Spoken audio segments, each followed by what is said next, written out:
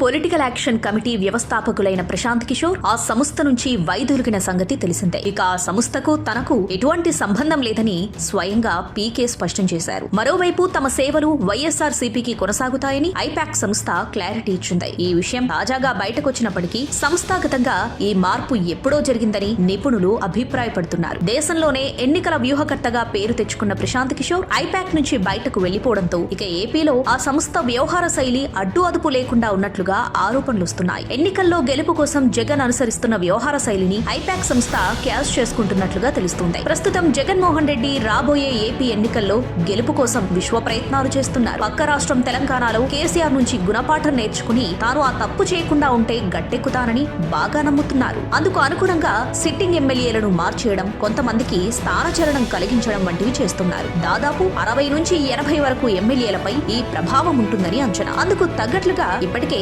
ప్రజా వ్యతిరేకత ఎదుర్కొంటున్న ఎమ్మెల్యేలను తాడేపల్లికి పిలిపించుకుని మొహమాటం లేకుండా తేల్చి చెప్పేస్తున్నారు. ఈ వ్యవహార శైలితోనే తాజాగా ఐపాక్ కాసులు కురిపించుకుంటున్నట్లుగా తెలుస్తుంది. టికెట్లు రావని కన్ఫర్మ్ అయిపోయిన ఎమ్మెల్యేలలో చాలా మంది మరో పార్టీలోకి జంపు కాలేని వాళ్ళు ఉన్నారు. జగన్ అండదండలతో చంద్రబాబును, పవన్ కళ్యాణ్ ను బండబూతులు తిట్టిన వారికి ఇక వారి పార్టీలోకి ఎంట్రీ ఉండదు. కాబట్టి వారికి మరో గత్యంతరం లేదు. ఇటు నమ్ముకున్న జగన్ టికెట్ నిరాకరిస్తున్నారు. దీంతో చేసేదేమీ లేక ఆ ఎమ్మెల్యేలు సీక్రెట్ గా ఐపాక్ ను ఆశ్రయిస్తున్నట్లుగా తెలుస్తోంది. తమ నియోజకవర్గం నుంచి తాము మాత్రమే గెలుస్తామని జగన్ కు సిఫారసు చేసేలా ఒప్పందం మాట్లాడుకుంటున్నారు. ఐపాక్ చెప్పేది వారి సర్వేలు జగన్మోహన్ రెడ్డి వేదంలా భావిస్తూ ఉంటారు కాబట్టి ఇది వర్కౌట్ అవుతుందనేది ఆ ఎమ్మెల్యేల భావన. దీంతో తమ పేర్లనే వారి వారి నియోజకవర్గాల్లో సిఫారసు చేసేలా ఎమ్మెల్యేలతో ఐపాక్ కీలక ఉద్యోగులు రేట్లు మాట్లాడుకుంటున్నారని ఆరోపణలు వస్తున్నాయి. ప్రశాంత్ కిషోర్ వైదొలకడంతో ఇక తాము ఆడిందే ఆటగా వ్యవహరిస్తున్నట్లు తెలుస్తుంది. ఎలాగూ వైసీపీ ఓడిపోతుందని